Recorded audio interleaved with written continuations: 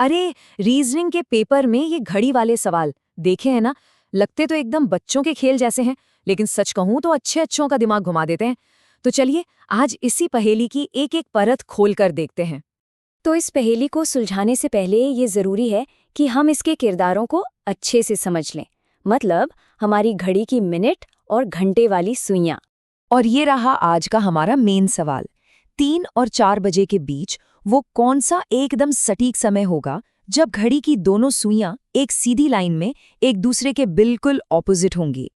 तो पहली नजर में क्या लगता है?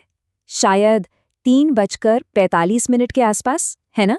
लेकिन यही तो सारा खेल है, यही तो पेच है। देखिए, जैसे ही मिनट वाली सुई आगे बढ़ती है ना, तो वो घंटे वाली सुई भी, वो भी चुपचाप अपनी जगह से थोड़ी सी खिसक जाती है। बस उसी एक सटीक पल को पकड़ना ही तो असली चैलेंज है। इस खेल को समझने का ना एक बहुत अच्छा तरीका है। सोचिए कि ये सुइयां दो रनर्स हैं जो एक गोल ट्रैक पर दौड़ रहे हैं। एक बहुत तेज और दूसरा काफी धीमा। इनकी स्पीड का जो गणित है ना, बस वही सब कुछ है। तो सबसे पहले बात करते हैं रेस ट्रैक की। ये जो घड़ी का डायल है, ये एक पूरा सर्कल है। और सर्कल का मतलब क्या? पूरे 360 डिग्री का मैदान। अब आता है हमारा पहला रनर, यानी मिनट की सुई। ये इतना तेज है कि 360 डिग्री का पूरा ट्रैक सिर्फ 60 मिनट में कवर कर लेता है। इसका मतलब हर मिनट में ये 6 डिग्री की तेज रफ्तार से भागता है। और अब मिलते हैं हमारे दूसरे रनर से, घंटे की सुई। भाई, ये तो बहुत ही आराम से चलता है।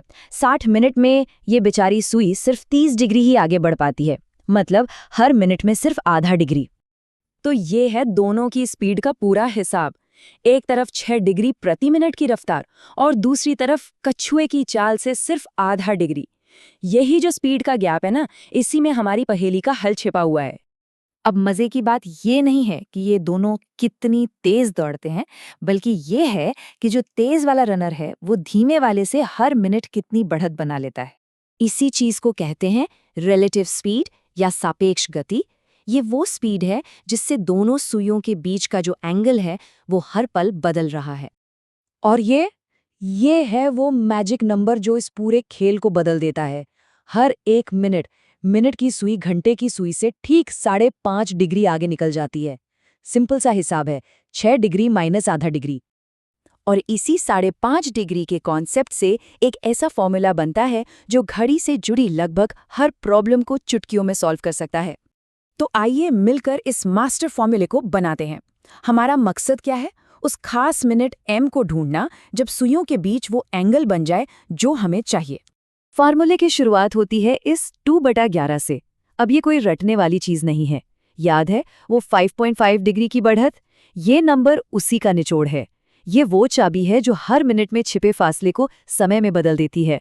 और ये रहा हमारा पूरा फॉर्मूला। m का मतलब है मिनट, h है शुरुआती घंटा और a है हमारा टारगेट एंगल। h को 30 से मल्टीप्लाई इसलिए करते हैं क्योंकि घंटे वाली सुई हर एक घंटे में 30 डिग्री घूमती है। और ये देखिए, ये वही सूत्र है जो रीजनिंग की हर किताब का आधार होता है। अब हमारे पास पहेली को सुलझाने का एक पक्का औजार आ गया है। चलिए, अब थ्योरी बहुत हो गई, अब एक्शन में आते हैं और इस फॉर्मूले को अपनी असली पहेली पर आजमा कर देखते हैं। सवाल याद है ना? 3 और 4 बजे के बीच सुइयां एक दूसरे के विपरीत कब होंगी? विपरीत होने का मतलब है कि उनके बीच 180 डिग्री का फासला हो, बिल्कुल एक सीधी लाइन में। जवाब तक पहुंचने के लिए बस 3 सिंपल से स्टेप्स है। पहला, अपने h और a को पहचानना। दूसरा, उन्हें फॉर्मूले में रखना। और तीसरा, बस कैलकुलेट कर लेना। तो हमारी पहेली में समय 3 बजे के बाद का है, यानी h हो गया 3 और हमारा टारगेट एंगल है 180 डिग्री, तो a हुआ 180। सिंपल। ठीक है, तो चलो इन नंबर्स को फॉर्मूले में फिट करते हैं। अब यहाँ एक बहुत जरूरी बात, हमने प्लस का निशान क्यों इस्तेमाल किया? सोचिए, 3 बजे घंटे वाली सुई मिनट वाली सुई से पहले ही 90 डिग्री आगे है ना? अब मिनट वाली सुई को पहले तो ये 90 डिग्री का फासला तय करना है और फिर उसके बाद और 180 डिग्री आगे निकलना है। इसीलिए हम दोनों को जोड़ रहे हैं। और कैलकुलेशन के बाद जवाब सामने है, ठीक 3:49 और 1/11 मिनट पर। देखा, जो चीज अंदाजे से नामुमकिन लग रही थी वो गणित से कितनी सटीक निकली। तो अब जब ये लॉजिक बिल्कुल साफ है तो एक नया चैलेंज सोचिए। 1 घंटे में कितनी बार और किस किस समय पर घड़ी की सुइयां एक दूसरे से 90 डिग्री का एंगल यानी कि एक समकोण बनाती हैं। अब इसे हल करने का तरीका भी पता चल गया है।